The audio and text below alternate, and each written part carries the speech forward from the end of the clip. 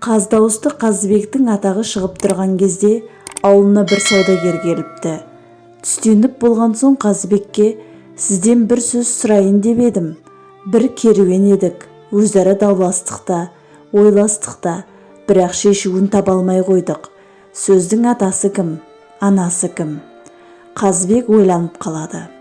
Япырай, өзбектің саудагері ғана білмейді екен десек, қазақтың Қазыбегі де білмейді екен ғой. Биыл таппасаңыз ендігі жылы табарсыз деп саудагер үйден шығып кетеді.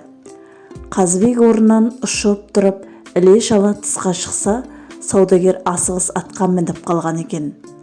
Япырай, саудагердің ісі сарт-сұрт деген рас екен ғой.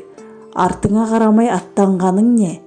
Әлгі сөздің шешуін іздеп, ендігі жылы тағы келіп, саудаңнан қаларсың.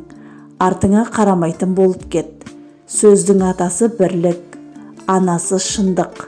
Жолың болсын, жүрген жеріңе айта жүр депті Қазыбек.